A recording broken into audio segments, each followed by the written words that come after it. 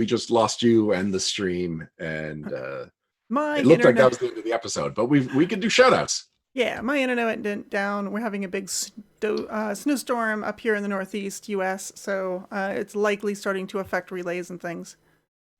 Which would be Southeast Canada, which means Hmm. I am either getting a snowstorm. Yeah, I am either getting that same snowstorm or it's coming. Yeah, it might be coming. It's supposed to be 16 inches here in New York. 16 inches. That's a lot of inches. 16 inches is what they're predicting. I have a ruler here. I don't have enough inches on this ruler to count all of that. I know. And if they get as much as they are expecting, I am going to have to shovel my car out tomorrow for a snow emergency. It will be so much fun.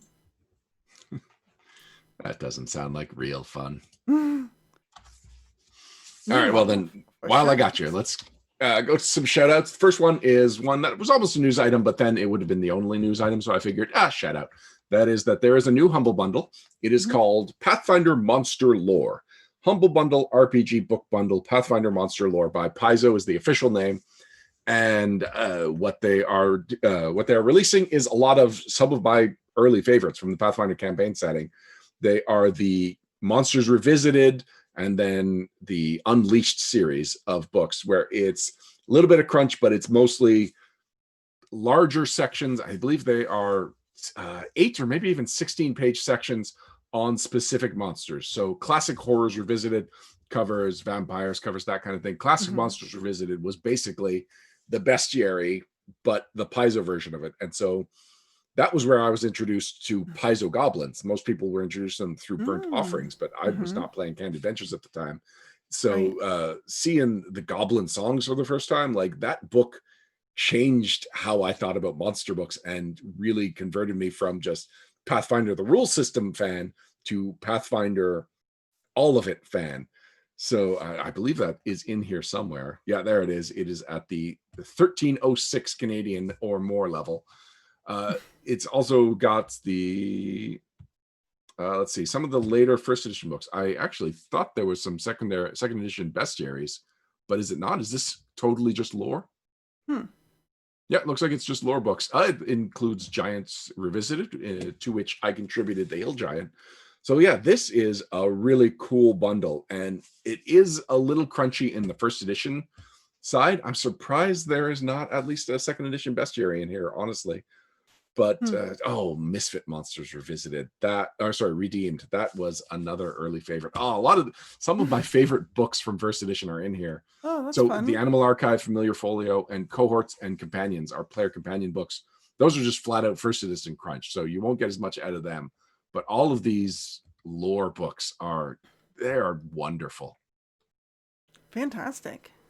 Yeah, so people can check that out. It is the latest Paizo Humble Bundle. Again, it's Humble RPG Book Bundle, Pathfinder Monster Lore by Paizo. Oh, And okay. I don't think most or maybe none of these books have not been in a Humble Bundle before. Let me try that again, but not negative. Most of these books are in their first Humble Bundle, if not all of them. So yeah, well worth checking out, That's pretty especially if cool. you're playing first edition. But even though they're first edition books, it's not exclusively good for first edition players. It's people Sure. that just like monsters in general. And monsters are so easy to make in second edition, really. They give you a lot of good guidelines, and you can approximate the abilities without too much trouble. So, yeah, Yeah, that that's sounds true. And if fantastic. there's an ability that wasn't covered by the lore, well, that's what these books are for. You'll Hmm. read all about, what's going on with the Dire Corbeil. And if you really love the Dire Corbeil from the write up, you can do your own Dire Corbeil that fits your vision, what you love about it. Like the Bugbear in Classic Monsters Revisited, they talked about how it's the boogeyman and how it can Hmm. haunt a single player by being there but being invisible to everybody else. And that's not covered by the mechanics of the Bugbear anywhere else. And I was like, but I want that bugbear. Well, make that bugbear. Sure. Then that's one of its abilities. Done. All right, fantastic. My only shout out is somewhat of a personal one, but it's also it's to Jason at What You Do Pods. He has been a fantastic co-producer for Super Smash Finder in getting the thing to happen. If it wasn't for him, the show wouldn't happen because he has done so much of the legwork and scaffolding to make this show possible that I don't think one person could have done all this.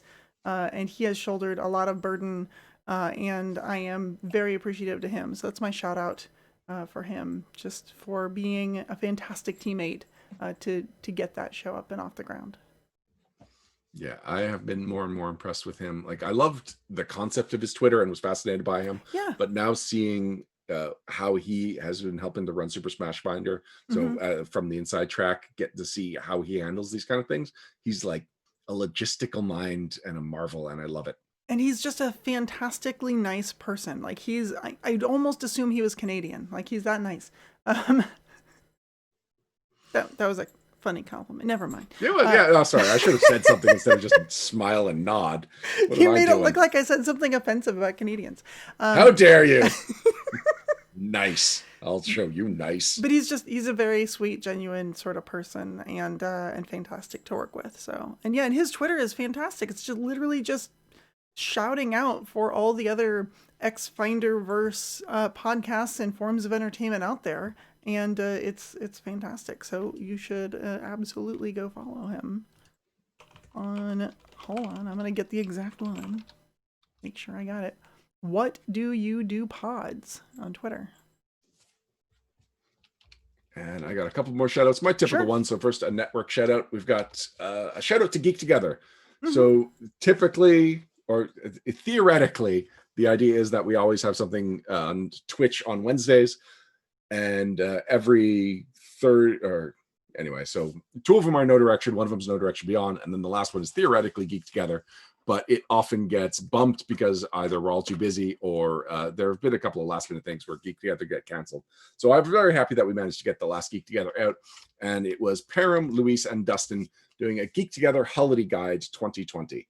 This is something that we did with Luis last year as a No Direction segment. And this is one of those Geek Togethers that basically could have been a No Direction because all of their geeky holiday gift suggestions were ideal for gamers. They were gamer related.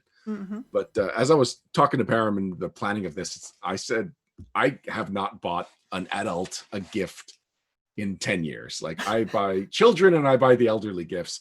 And I did forget that I have bought the girls' teachers gifts, but like as far as just friends and people that are close to me, no, you're either my senior or very much my junior. I very rarely buy gifts from people that are my own age. So I disqualified myself from covering this topic a second time. But Luis, Dustin, and Param came up with some new ideas, which have been linked in the show notes for that episode that's been posted there. So if you listen to the audio, make sure you go and check it out on the page as well, because a lot of the suggestions, and Dustin came up with some really creative suggestions, they are linked to there. Next up, the next podcast in my podcatcher that I want to shout out to is the Talk Without Rhythm podcast. People might remember a long time ago, at one point, El Goro, the host of the Talk Without Rhythm podcast, he filled in for Param on a No Direction, which is appropriate that this would be the episode that I am shouting out to that podcast, but it was the next one alphabetically. So Talk Without Rhythm is a movie fan podcast where every episode, El Goro, sometimes alone, sometimes with a guest, sometimes with his reoccurring regular co-host, the Cancer Man, they analyze two thematically tied movies, and they just summarize the plot, go into some of the news that were surrounding the movies when they were released, the reception, and their personal feelings about it. And they are big time movie nerds. They are bigger movie nerds than I am. So I am interested enough that I enjoy listening to them. I couldn't have a podcast like this of my own, which makes it just really, really entertaining for me. So, and El Goro has just the loveliest bass voice. He is so fun to listen to. And when he gets really passionate about something, he explains himself really well. It's listen to the podcast just for El Goro's voice, even if you're not a movie fan. And finally, next episode, because I mentioned in the Twitch chat after we lost your call that it's like, well, we're just going to have to call that an episode, an appropriate end to the last regular episode of 2020, which that turned out not to be. But we saved it. Yes, but what I was saying by the last regular episode is that the next episode will be on December 30th, and it will be the 2020 holiday special. Now, last year we did this full pre-recorded, fully edited together holiday special that was very much in the style of an old sitcom, and it was super fun, but it was also a lot of work. It was logistically a lot of work to get everyone recorded, and it was a lot of technical work for Param to edit it. So as much fun as it would be to do that again, last year we needed to because Christmas was on a Wednesday. So Param, or not only a Wednesday, but a No Direction Wednesday. Mm-hmm. But this year it's either the 18th, or sorry, the 16th, which is today, or the 30th, neither of which are steeped in the trenches of the holidays.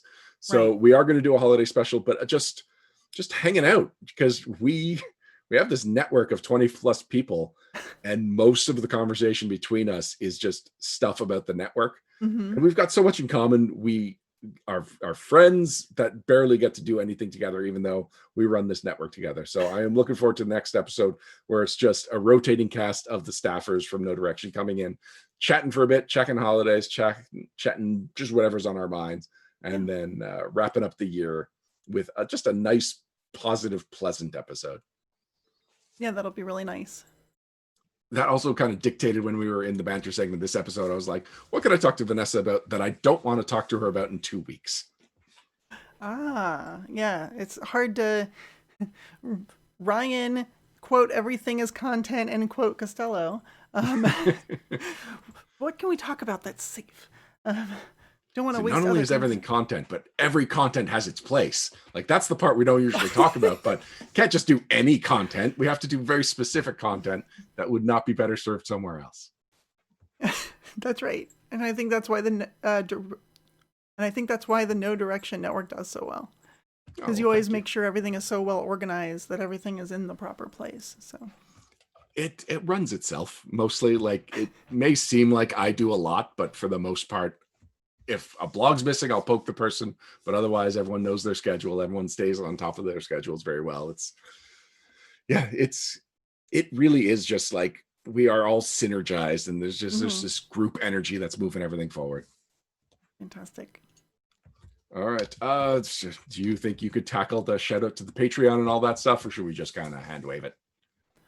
Sure. If you'd like to support the show, you should support us on Patreon. Our patrons are what allow us to have fantastic audio quality, usually very good equipment that doesn't die when there's not a giant snowstorm, and other fantastic art assets and guests, and all the things that we can do are because of patrons like you. And if you want to join us between shows, you should join our Discord, which is one of the most wholesome and wonderful place on the entire internet to talk about Pathfinder, Starfinder, and other games.